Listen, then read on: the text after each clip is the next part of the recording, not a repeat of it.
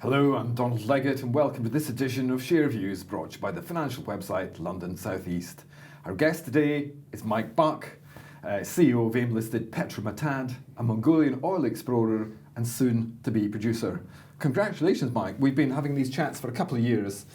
You finally discovered oil in Mongolia. Yes, thank you very much. Well, we finally have, and it's good to have reached that goal. Fantastic. Okay, for those unlikely people who may not have heard of Petro Matad, how about starting by filling me in with who are Petro Matad and putting it into the context of Mongolia, the oil and gas exploration context of Mongolia? Okay, well, Petro Matad, as you mentioned, is an AIM-listed company, has been exploring for oil in Mongolia since 2006. I haven't been there throughout, but it's been an exciting couple of years since I did join. We have exploration acreage in the west, which is a largely unexplored frontier, and in the east of the country where there is existing production in Mongolia. In terms of the context for Mongolia, this one area in the east where the country has produced up to 25,000 barrels a day is kind of unique in my experience in that production is operated by Petro China, and Mongolia has two neighbours, China to the south and Russia to the north.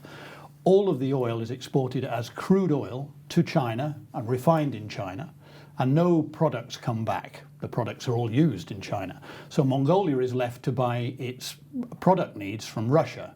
And as you can imagine, being so far east, that's a long supply line, and therefore the prices tend to be quite high.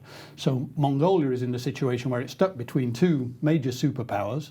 It does not have oil and gas energy self-sufficiency or independence, and would really like some. So the country has been trying to incentivize people to come and explore for a very, very long time. And at the moment, Petro Matad is, I would say, by far the most active explorer in the country. And the fact that we were finally successful with one of our wells in the east was very well received by the government. So they're very, very keen to see more oil exploration in the country and have been very supportive of our efforts.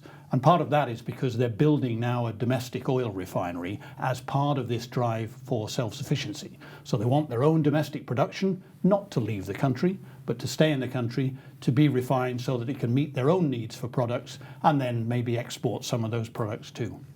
Okay, Heron 1 was where you actually discovered oil. Yes. So tell me the technicals on Heron 1. Tell me how many barrels of oil per day are recoverable, and in real terms, how much do you think over the years you will ultimately get out of Heron 1? Okay, well, as oil explorers do, you know, we drilled in 2018, we drilled some frontier wildcat wells out west, had a little bit of encouragement, but no commercial discovery.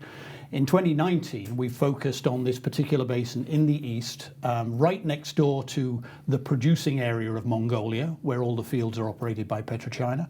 And as all good explorers do, we got as close as possible to somebody else's oil and drilled there.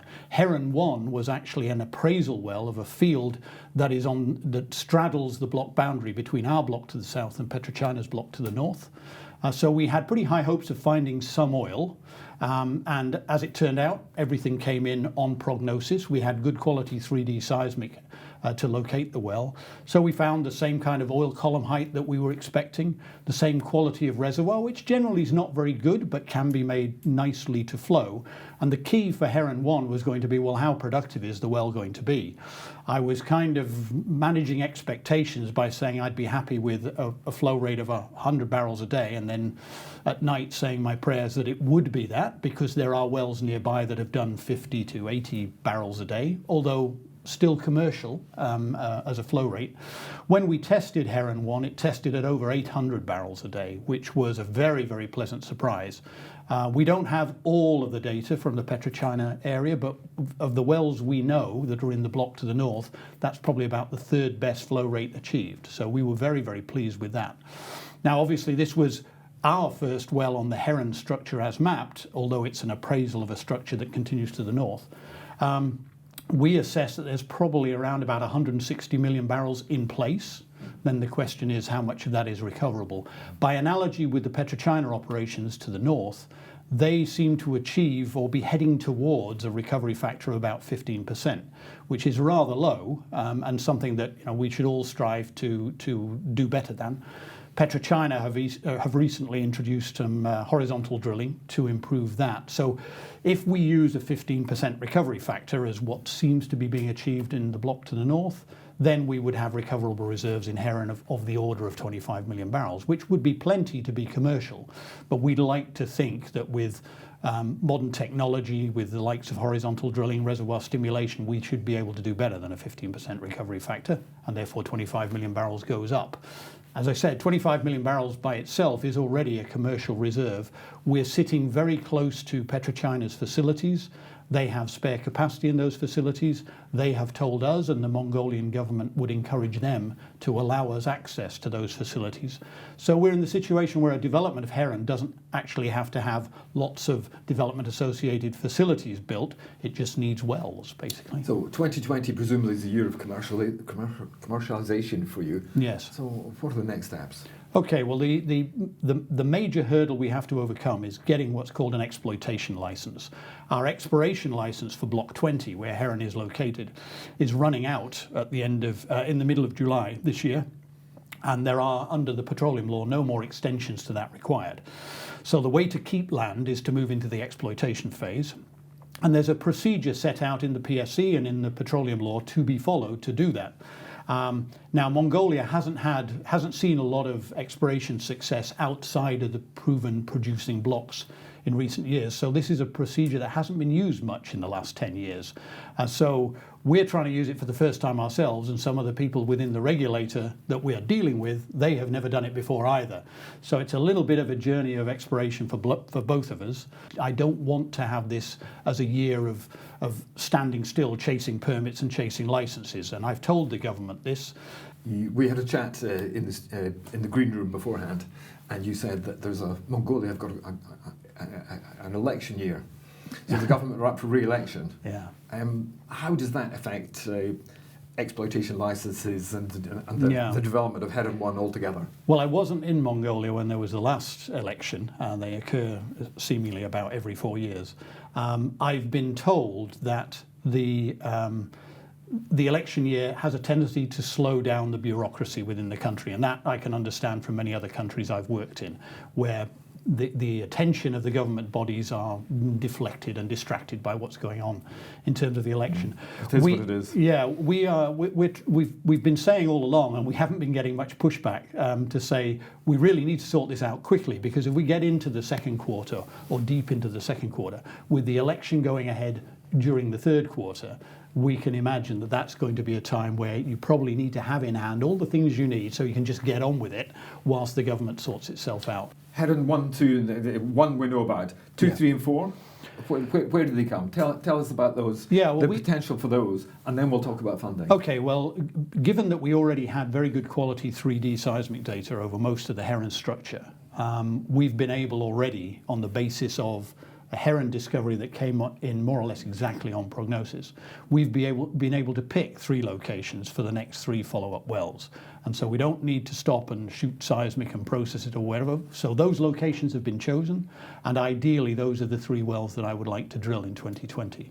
And the idea would be put Heron 1 on stream, and see how that does on a more than just a DST basis, see how consistent and sustainable the production can be.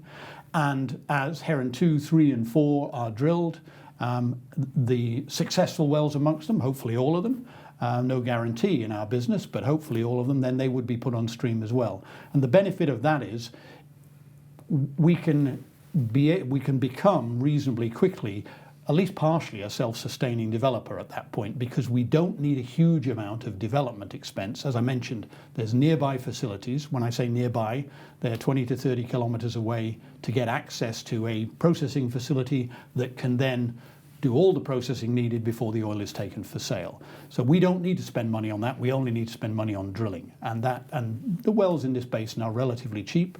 The operator we use for drilling our wells in 2019 is very, very experienced. And I think if we can put together a program of a number of wells, say of 3 wells this year and some more wells next year, then maybe we can get some economies of scale and bring the prices down. Okay, it's a bit like Monopoly here. How much do those wells cost, and where are you going to get your funding from? Okay. What are your funding requirements for 2020 and beyond? Yeah, well, our full and final cost on Heron 1 was between $4 and $5 million, and that included the testing, and we did quite an extensive test program.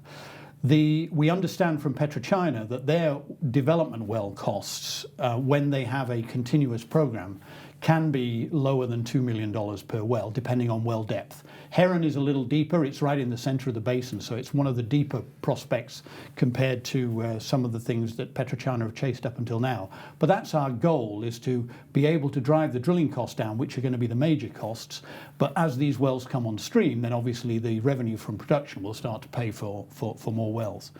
So we're looking at that. Overall, I would say with somewhere between $10 and $20 million, we should be able to drill the 2020 wells on Heron and have them in production. 10 and 20 is quite a broad spread. It is, yes, it is. But I don't want to be reliant on only the revenue I'm generating from 2020 to guarantee me a program in 2021. Mm-hmm. I'd like to be able to sign up a rig contract that allowed me to realize some of those economies of scale by saying, I want to do 3 wells this year, I want to do 4 wells next year. What are your funding options? Well, we're using the time whilst we're all learning about the exploitation license program to look at all of our options. So we're looking at partnering. We're looking at the possibility of... inside Mongolia? Yes, yeah, indeed. We're obviously talking to whoever's already shown an interest in the country, or the people that are already there. Would those be miners or? We're primarily looking for oil and gas companies, and there are a number, although a number of them are, let's say, new entrants into the business, Mongolian companies or private Chinese companies. Then, of course, there are both Petro China and Sinopec have been active oil and gas operators in the country. Petro China now are by far the biggest, and they're our next door neighbour, so they're an obvious company to be talking to. We've been talking to them for a couple of years, and they have recently, having provided the drilling services and the testing services for 2019, including the Heron well, that went spectacularly well. They really do know what they're doing. So they have recently offered us their services for further drilling or for helping out on operations, just by way of a commercial use of their contracting services. So we're talking to them about that, but also broadening that conversation to whatever else they might be interested in doing along with us, to see if we can find a way of funding our forward program, not just having the option to go out for more equity. And what about equity raising? Well, I mean, as everybody knows, we raised $35 million at the start of 2018, or during 2018, to drill a 5 to 6 well program. We drilled 5 wells, we tested 1. We've largely spent that money. At the moment, we have enough money left in the bank to get ourselves to the stage of getting that exploitation license, having everything prepared for the next campaign, and then the next campaign is going to need to be funded. I'd like to find a way of doing it where it doesn't have to be 100% equity. So that's why we're looking at the possibilities of partnering, not only in the East where we've made the Heron discovery, but also in the West where I still think there's a lot of potential. And for some new business ideas that we've recently had, Petro Matad throughout its life up until now has been, a relatively small cap company doing 100% working interest exploration of very large areas. That, whilst fun and exciting, you have to get lucky quite quickly for that to be sustainable. Looking forward, I'd prefer to be in partnership, share that risk and share the spoils with like-minded companies. So probably not mining companies, but oil and gas people who understand, what's involved and that, okay. So, we're coming to the end of the interview. Pull together all the strands for me. Give me a summary of the timeline and the workflow that you expect in, let's say, 2020. Okay. Well, we've been focused since November of last year, and immediately after the positive test of Heron, on getting the exploitation license as quickly as we can. And as I said, that has been a learning curve for everybody. I think we are making progress, and I'm confident that we're going to get that exploitation license by the end of the first quarter. Certainly, I'm pushing for that. Meanwhile, we're doing all the permitting we need to do to be able to operate in the latter part of the year. And then we have the other issue as well of how to fund that. And as I said, we're not just looking at one option, we're looking at all options, and we're using the time we've got right now. I very much would like to be operating during the main part of the 2020 drilling season, which runs from June until the middle of November. I'd like to be using that time to get Heron 1 on stream and to get some Heron follow-up wells drilled. And then in the west of the country, we still have blocks 4 and 5. We're discussing with the government how to get some more time on Block 5 in particular, because we've worked up some very, very nice looking prospects in the Fox area, in the Raptor area that we would like to drill. But we're not going to be in a position to drill them this year, unfortunately. But we've found what we believe is a very cost-effective way of drilling these features. And so we're talking to the government about how we can stop the clock for a while and restart it when we're ready. And we haven't had a lot of pushback on that yet. So I do want 2020 to be an active year, and not just an active behind-the-scenes year, which it certainly has been so far. Mike Buck, fascinating as ever. Thank you very much indeed for joining us. If you were interested in that interview and you'd like to see other interviews just like that, then please do subscribe to London South East YouTube channel. Thank you very much indeed.